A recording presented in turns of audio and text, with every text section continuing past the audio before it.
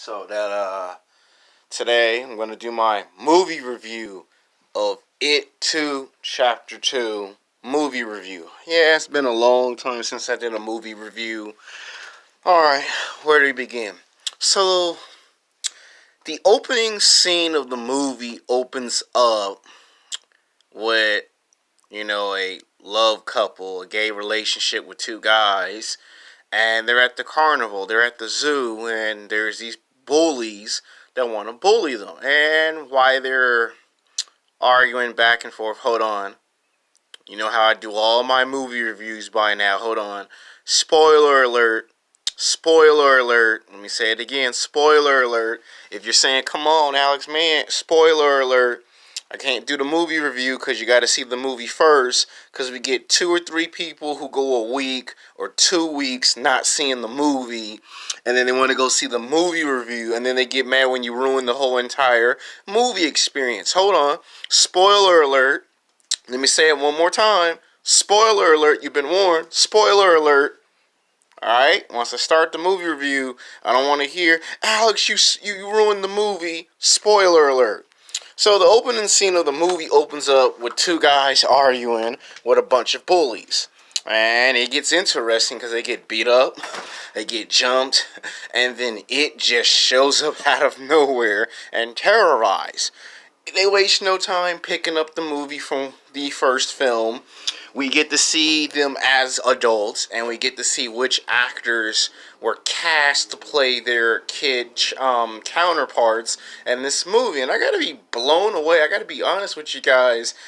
James McAvoy playing the kid with the speech impediment, class act. I mean, the guy can act.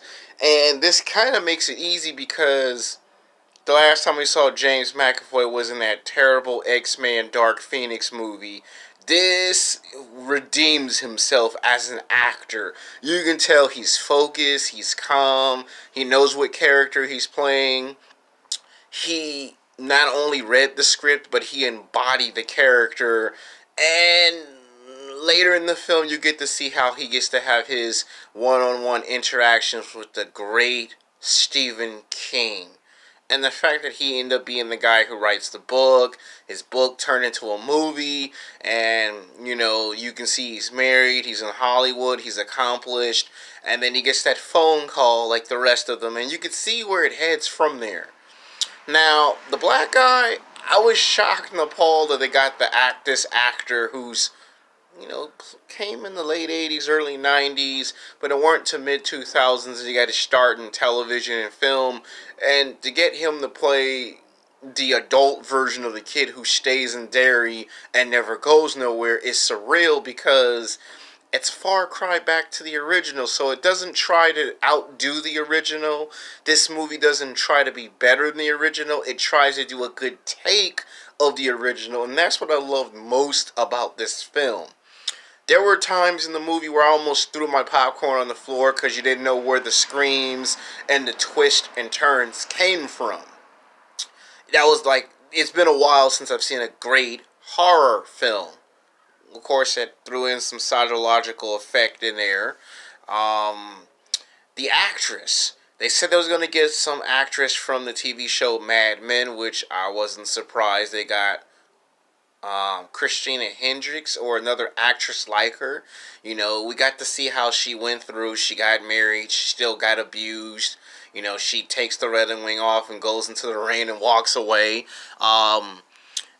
You could tell that, I don't know, there might be a future for her in the Marvel Cinematic Universe because you could tell she got in athletic shape for this role.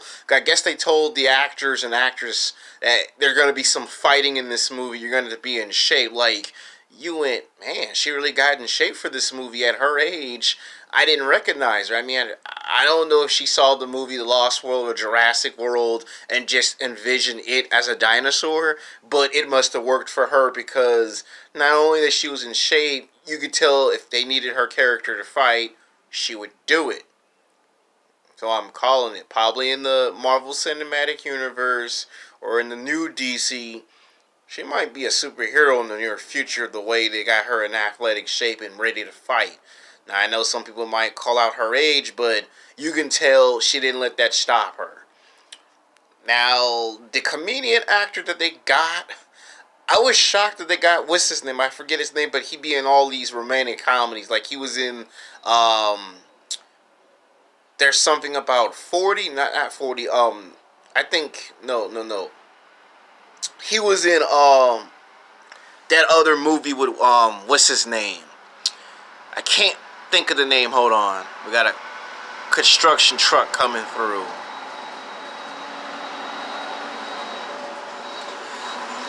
Hold on. Yeah, I know what you guys thinking. It's a Sunday afternoon and they're doing construction. Yeah, when you get the type of construction job, there's no days off. I mean, you get 7 days a week, 40 plus hours with health benefits. And if something needs to get done in some part of California, then they have to do it. Sorry for the audio and construction trucks driving down the street. Inconvenience. It's been a while since I did a movie review, and nobody wants to do a movie review, and that stuff gets heard in the background. So if you be looking at the movie review, like, what is that in the background? It's 2 construction trucks. Yeah, shouldn't even be happening on a Sunday, but it's not like I'm in control of things of that nature. But you can see how this movie has an effect. Now, the comedian actor, I was shocked that they got him. Now, he was in that one romantic comedy movie where, Forgetting Sarah Marshall. There we go. Forgetting Sarah Marshall. The fact that they got him, he brought the comedian timing for this movie. Like, if you needed something to be funny in a horror movie, he was the right actor for this character. Clearly, you could see his flashback that he was deemed a creep and a weirdo. He got bullied. And the fact that each character has to deal with it in their own way. I loved how the actress went back to the house where she got abused by her dad, and she was able to make a revelation that not only she never got over it, she had to face it. Stanley, which it was just sad to see him die in the beginning of the movie. I mean, the fact that he couldn't bear of the idea of going back, so he, that scene where he's in the bathtub, gone. The difference between this version and the original is that in the original, it was very, very disturbing. Your wife comes in and gets to screaming. Here, you could tell they played it up different. You could tell the wife doesn't exactly go in there and scream like in the original. Here, he calmly goes away, which I guess the writers and directors said, let's go for not go for the usual. Wife comes in and goes, oh my God. Let's go for the unpredictable. Let's go for the way that you don't expect. You go in a peaceful way. So they went with that approach, which was okay. And you get to see how he doesn't want to face it again because he knows he has to face them.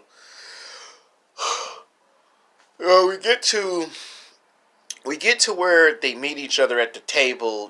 They're all together. They all haven't seen each other in 27 years. They all have different jobs, different titles. The fat boy who was called the new kid, he's now this hunk, and you could see how he's, a hunk. You could see how he's changed. And the scene where it was just messing with everybody at the table, in the original, they found out Stanley was gone because they would go find Stanley and it would get told to them by their wife. But this they also played up. They're in a Chinese restaurant eating Chinese food or Japanese food, and it starts messing with them, and it tells them Stanley's gone. And then when they go outside, they come to the realization that they get the phone call, he's gone. So it was a different way on how it would terrify them as a group, and then terrify them more individually. So you could tell this was horror mixed in with a psychological effect. The fact that he's messing with you individually compared to when he does it when you're in a group. Now, what I loved when James McAvoy came back to get his bike, he runs into the kid. Now, in the original, he was able to kind of like save the kid or see the death here. He comes face to face with it, but he can't save the kid. You know, it's just like towards the middle of the end of the movie. There are other parts of the movie where, you know, the guy with the glasses is fighting a statue, but he's imagining it in the middle of the park. Um, the new kid goes back to the school where he finds out that's where his fear came from. Each one gets a chance to see what they should have faced when they should have. The black guy, I don't know his name. Not good at memorizing all actors' names, but you could tell they kind of made him the quintessential leader because based off the original film, where in this one you kind of got two leaders.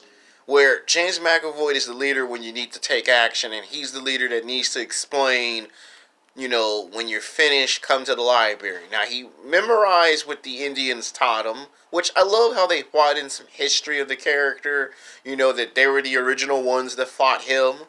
And then the painting just was perfect. Now, what I loved about how the actress Christina Hendricks, or if it's an actress just like her from Mad Men, um, the fact that she had a lot of interactions with it kind of gave us a nice insight on what would happen later in the film.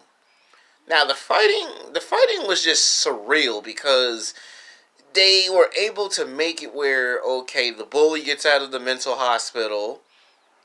The first one got taken out in the beginning of the movie. He got arrested, and which I thought would have been nice if he could have escaped prison to team up with the other bully. It just would have been more action packed if they'd done it, you know. But you know, you understand when the character story arc ends, that character story arc ends. So they didn't want to make it all about one character. Each one got to share the spotlight perfectly in a nice, good blend. Now here's where things get interesting. The fighting, you could tell they were fighting for their lives. And once they figured out that they found his weakness, you know, he just lost his powers. And the fact that they won at the end, they lost another best friend. I know it's early in the morning doing a movie review. So I give it Chapter 2. I give this movie review a good solid 10 out of 10. Why?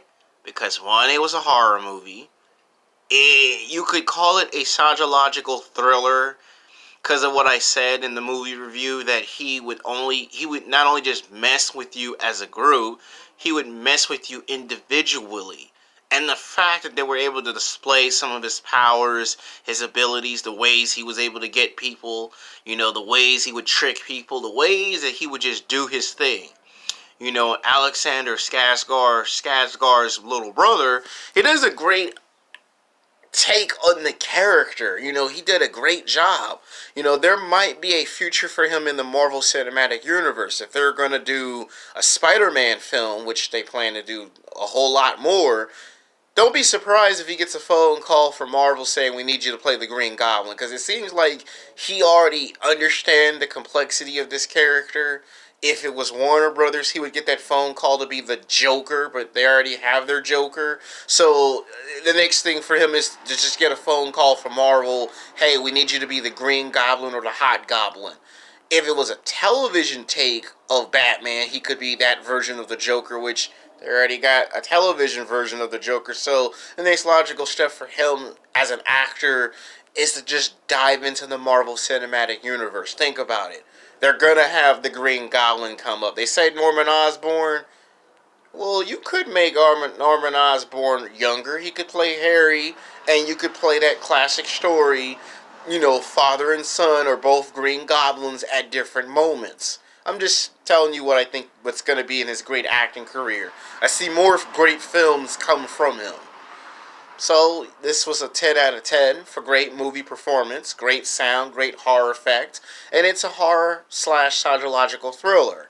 And I love this movie so much that when it comes on DVD, I probably will do a DVD breakdown trailer, because I know, not trailer, but movie breakdown movie review, because I know there's other stuff in the movie that grabs at me, but when you watch this 2.5 hour film, you can't quite capture everything that took place in the movie. Certain moments you will grab you, and then certain moments were there, but you can't get all of it in one movie review.